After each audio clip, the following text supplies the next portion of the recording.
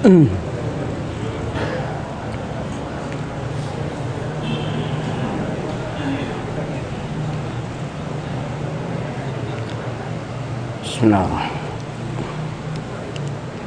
Mulai. Bismillah. Assalamualaikum warahmatullahi wabarakatuh. Alhamdulillah hamdan katsiran tayyiban mubarakan fihi kama yuhibbu rabbuna wa yarda. Asyhadu an la ilaha illallah wa la syarikalah wa asyhadu anna Muhammadan abduhu wa rasuluh. Ikhwani fillah ahibba azani Allah wa iyyakum uhibbukum fillah. Insyaallah kita lanjutkan kajian kita Tarbiyatul Abna atau Aulad Marahil Umriyah wa Khutuwati Amaliyah wa Wasail Tarbawiyah.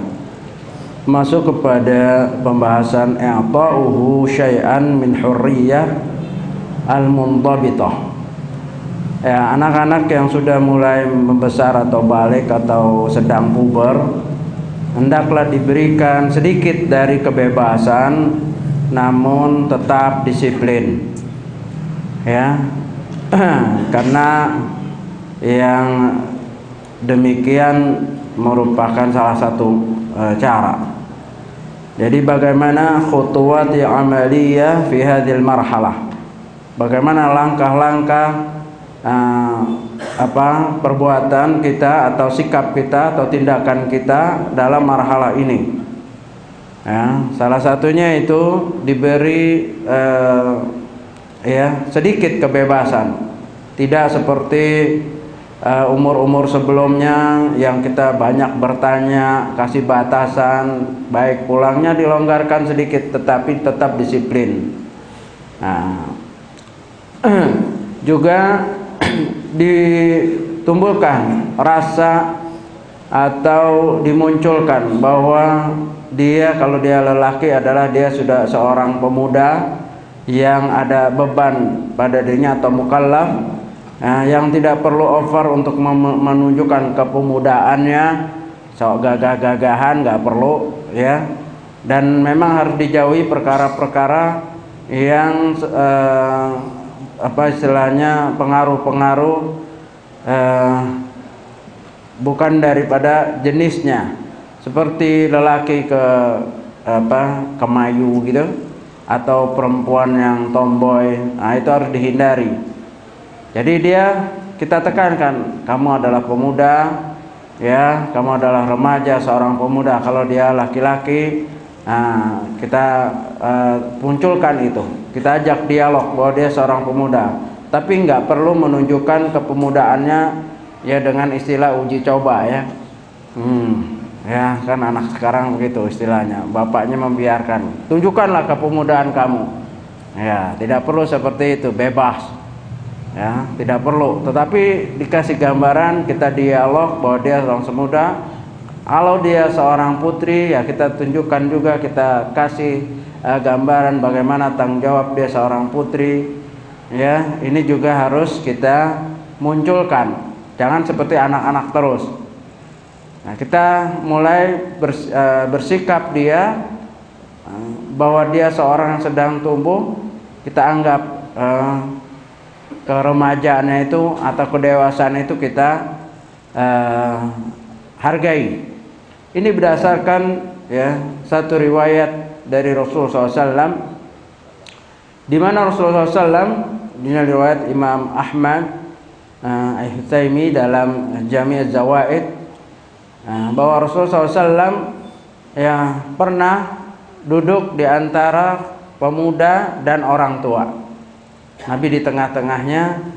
Kemudian ketika Nabi ingin memberi minum atau sedang minum dan ingin menawarkan minum, Nabi permisi dulu dengan yang muda, tapi karena posisinya sebelah kanan. Kan kalau kita dalam Islam kan begitu, utamakan orang sebelah kanan baru sebelah kiri. Ya, begitu. Kalau nawar itu yang sebelah kanan dulu. Ya, tapi ketika dilihat ini pemuda, tetap Nabi bermusyawarah. Boleh nggak saya kasih yang ini, yang lebih tua dari kamu? Kata pemuda, enggak, itu hak saya. Nah, di sini dihargai. Ya, kita lihat berapa banyak para pemuda yang ikut di majelis Rasulullah SAW, ya, seperti Ibnu Abbas, ya, ketika Rasulullah SAW menjelang wafat, ya, Rasulullah SAW memilih Usama untuk komandan perang. Ketika itu perang yang besar sebelum wafatnya. Padahal di situ ada Abu Bakar, Umar, ya, Usama bin Zaid bin Harithah, 17 tahun. Jadi di sini gambaran bahwa Rasulullah SAW kadang-kadang menghargai kepemudaan seorang pemuda, ya, dengan ya menunjukkannya tanggung jawab. Nah, cara yang terbaik untuk menyadarkan bahwa anak-anak kita itu sudah tumbuh, ya, atau dia sudah bisa dipercaya, yaitu ya, salah satunya adalah dimunculkan, ya, sering-sering diingatkan bahwa kamu masya Allah, ya, sudah beranjak dewasa, gagah, cara berpikirnya juga jauh lebih lebih matang lagi dari adik-adik kamu. Ya, tunjukkanlah bahwa kamu itu kakak yang bertanggung jawab. Begitu. Jangan disamain terus cara ngomelnya sama, tersinggung. Anak umur 17 dimarahin mirip sama dengan anak umur adiknya yang 7 tahun. Nah, diseragamin aja. Memang kadang-kadang kita suka seragam.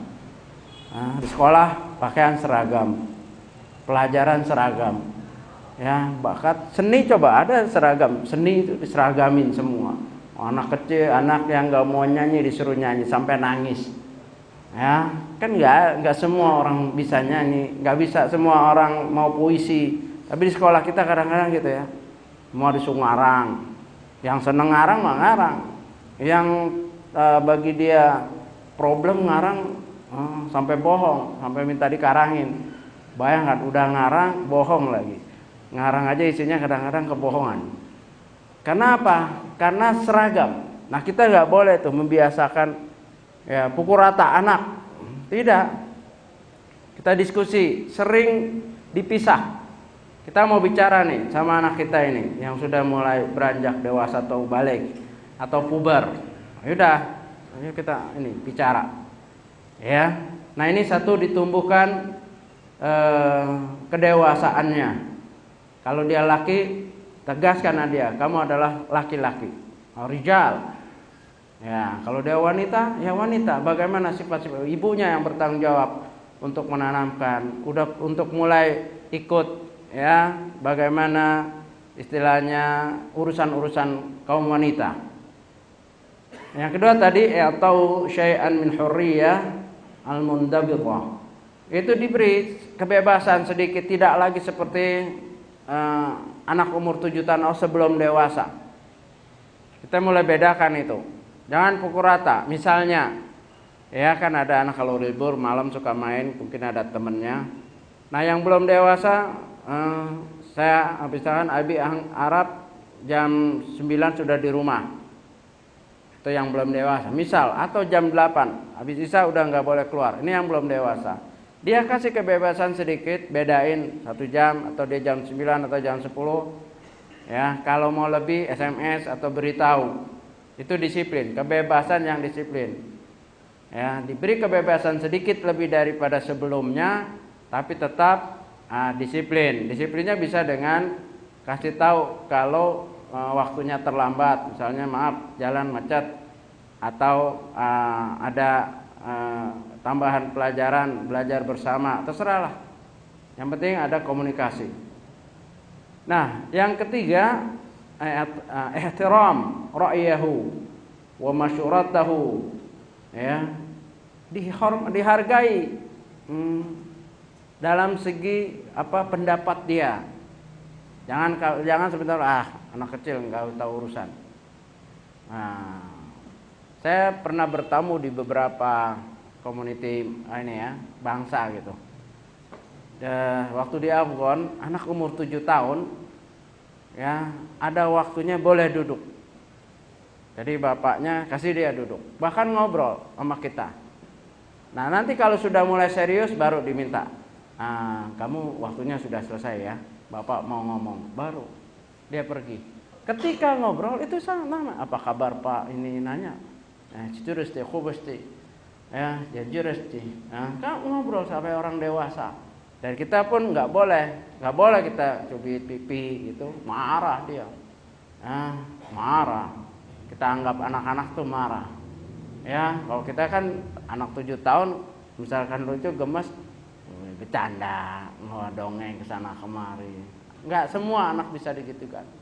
Ya, dan ada itu anak 7 tahun, apalagi kalau sudah balik.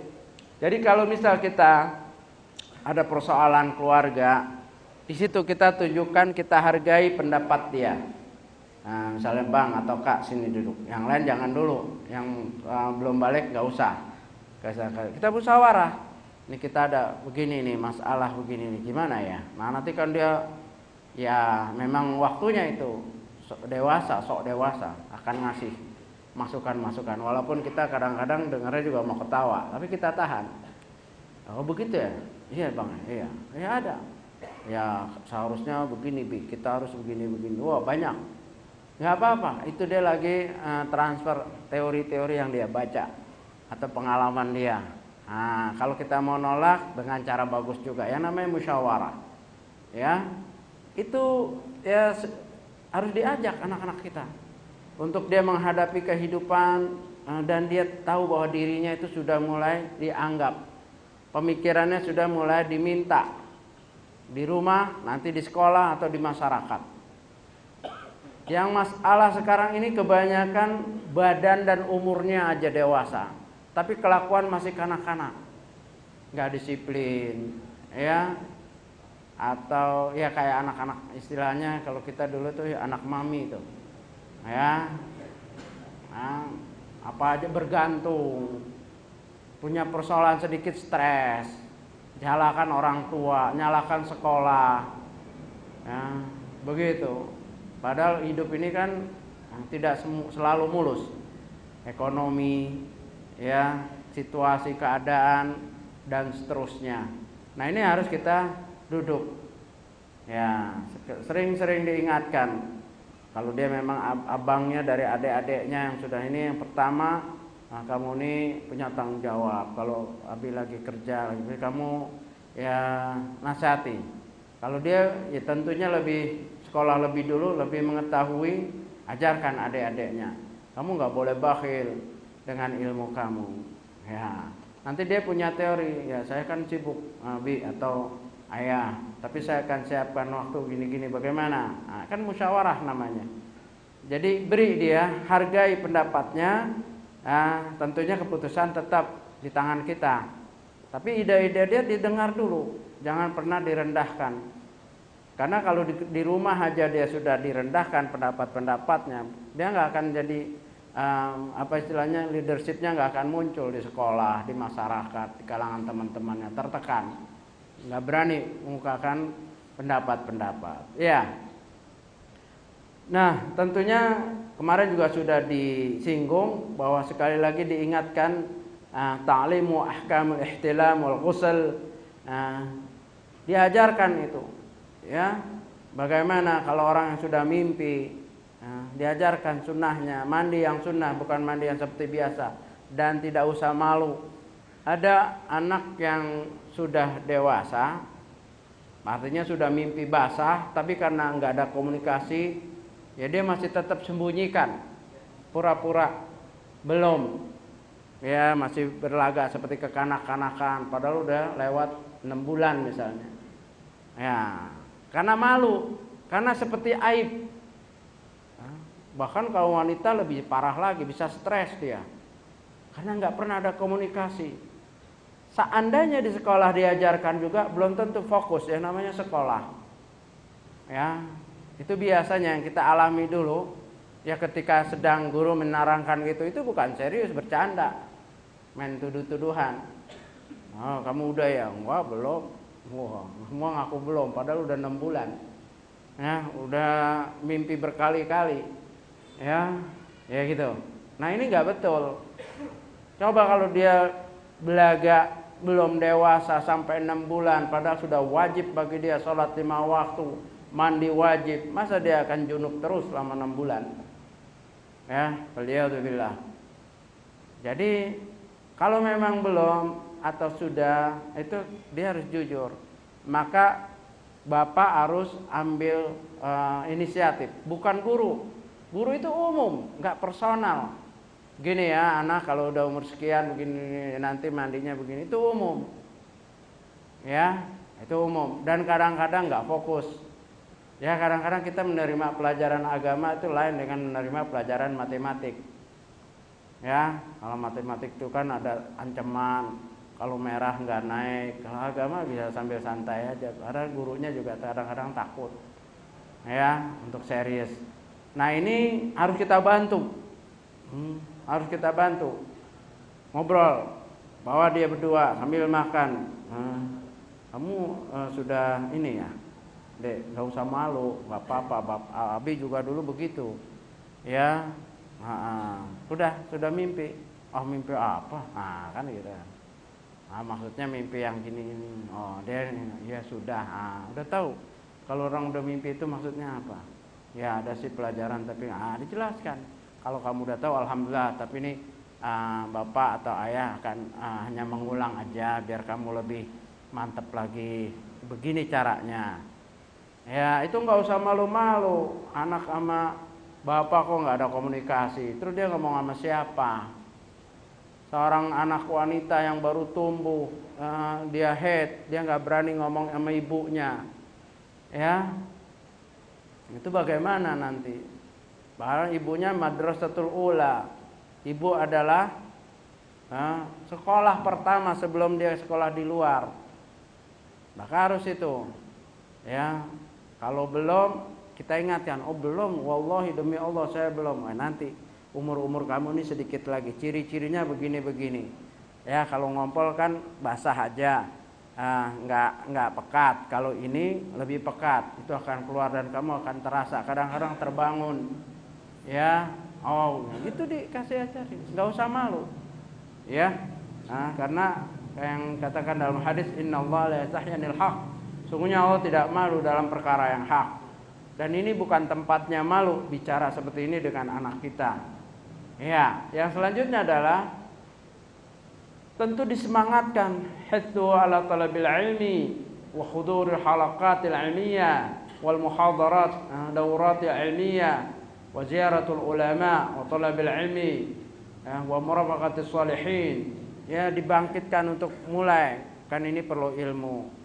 Ya, kita hidup enggak cukup hanya ilmu dunia, tidak cukup hanya mengenyangkan perut kita, menguatkan masal kita. Hati kita juga lebih perlu lagi dengan gizinya itu ilmu. Ya, ajak dia hadir di halaqah-halaqah ilmiah atau yaitu dengan radio-radio yang sunnah atau tontonan yang sunnah yang sekarang alhamdulillah sudah banyak adalah, ya.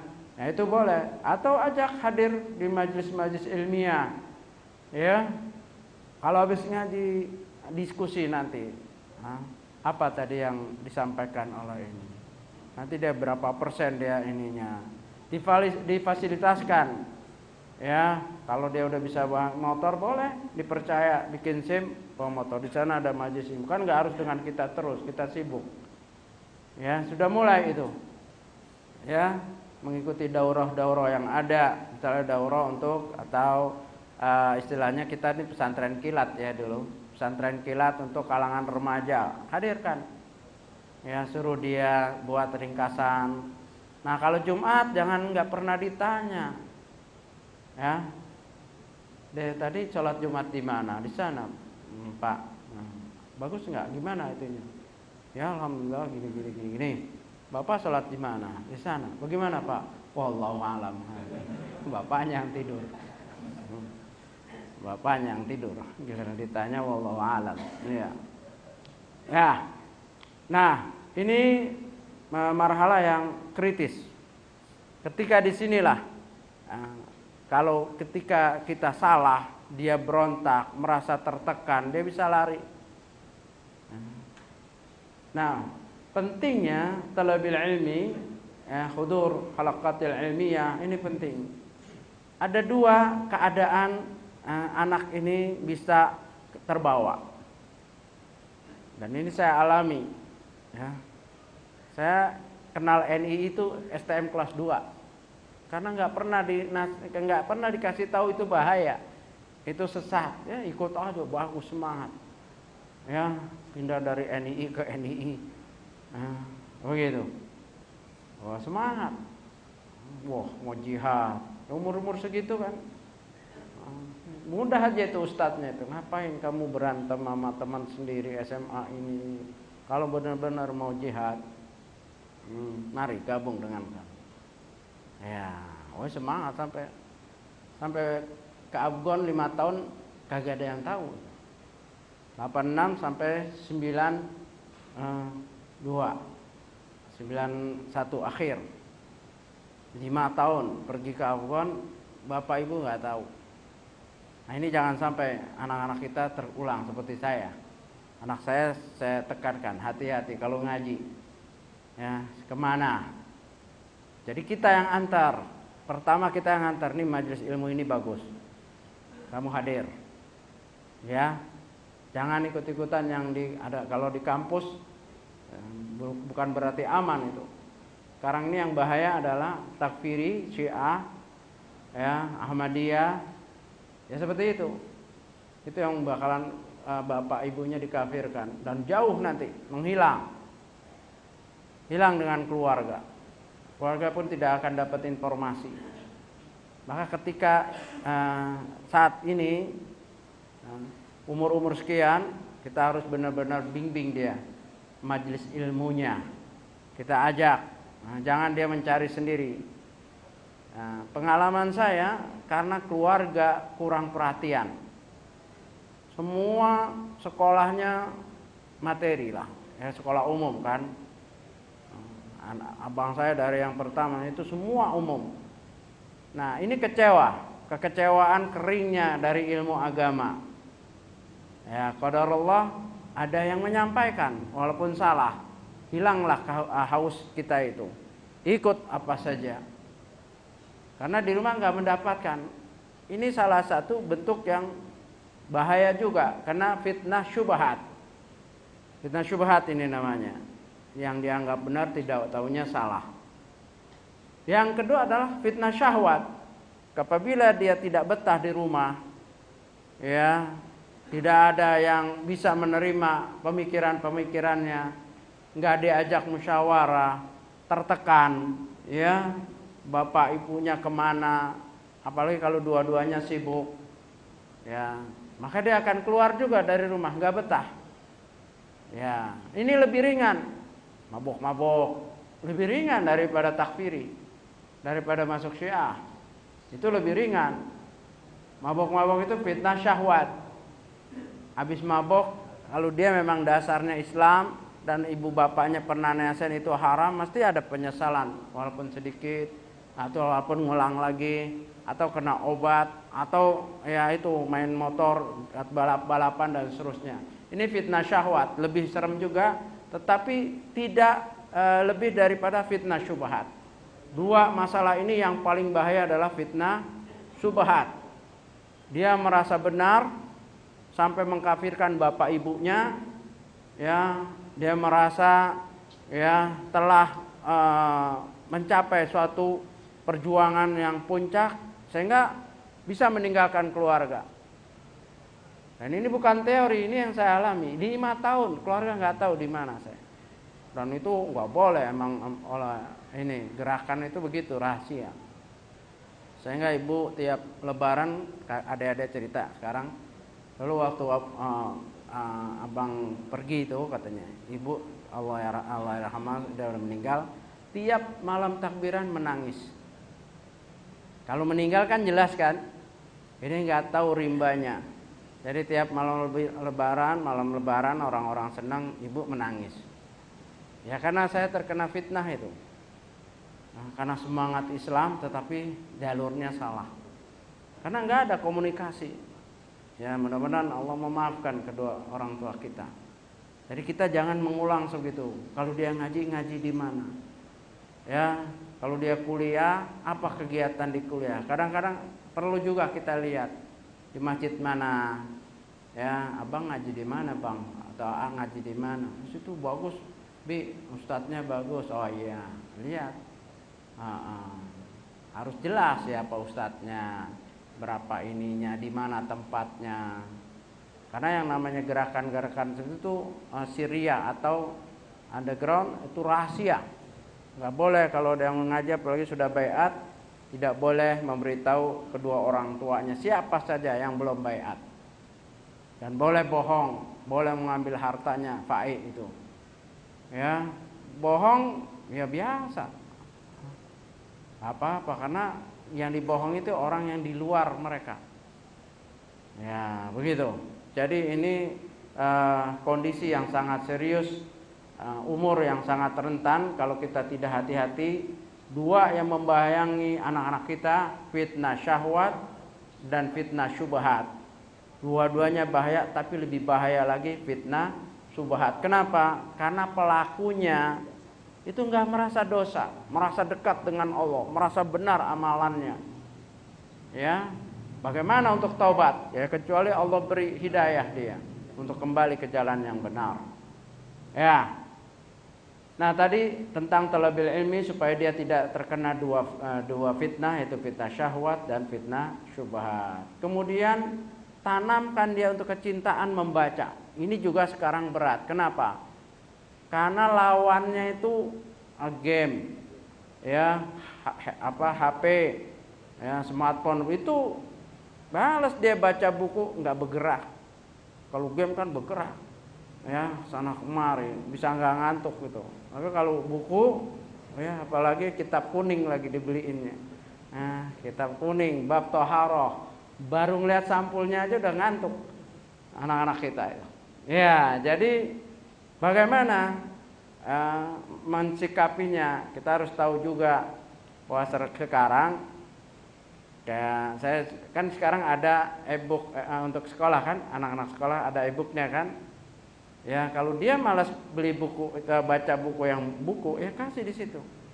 Ya, kan sekarang ada yang murah-murah kasih nih e-booknya, belajar dari situ semua. Dari buku pelajarannya sudah e-book, sudah ada itu. Ya, nah jadi buku-buku agamanya kita pilihin, kita downloadin yang bagus-bagus. Jangan dipaksa buka buku kayak kita. Ya. Udah eranya udah lain. Mungkin dia nggak nyentuh itu buku-buku perpustakaan kita yang kita udah siapkan. Nggak apa-apa, jangan putus asa. Ya, kasih belikan yang murah. Ya Android yang bandel itu kan Android kan. Itu udah banyak aplikasi untuk buku-buku bacaan. Ya Fathul Bari yang terjemahannya udah tafsir Ibnu Katsir, udah semua di situ. Tinggal kasih buku sekolahnya juga ada rak-raknya kan, e-booknya, suruh dia baca. Ya, jadi menyemangati baca juga melawan halangannya. Jangan dipaksa untuk baca buku yang dileger kita, yang kita udah beli, kita persiapan. Apalagi kita pertahankan ini bapak beli tahun 80 nih nak, kamu harus baca. Udah banyak ininya tuh. Gatel dipegangnya juga gatel ya. Kita paksa. Akhirnya dia pura-pura. Padahal hayalannya tuh jangan ya. Jadi tapi kita kontrol smartphone-nya, kita kontrol. Malam-malam ya, boleh ada sidak. Saya biasakan itu. Jadi anak saya pakai yang namanya smartphone pakai. Cuman dia siap kapan aja saya buka. Enggak ada kode-kode. Ya, itu turun jam 2 malam, sini HP-nya. Udah lihat SMS-nya kemana ininya. Pokoknya syaratnya jangan historinya jangan dihapus. Ya kita ancam juga. Bapak punya kok teman yang bisa buka sampai dari pertama kamu beli. Buka dari yang pertama kamu beli itu bisa dikeluarin. Udahlah. Seandainya bapak lolos, Allah ya yang terakhir itu enggak akan lolos kamu di akhirat catatannya. Gitu ya. Itu dia harus ada itu. SMS-nya kemana, siapa temannya. Memang capek jadi orang tua.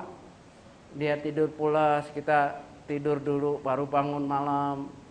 Kumpulin itu HP, nggak boleh HP dikunci, nggak boleh.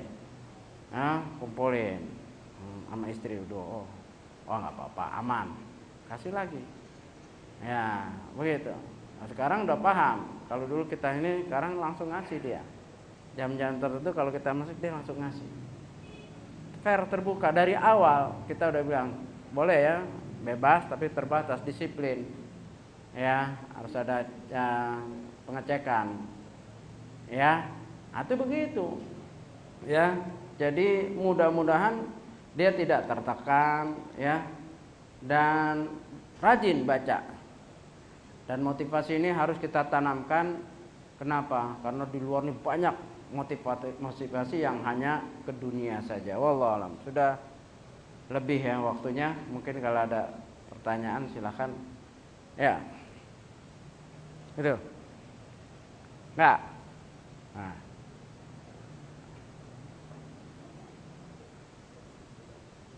Cukup ya?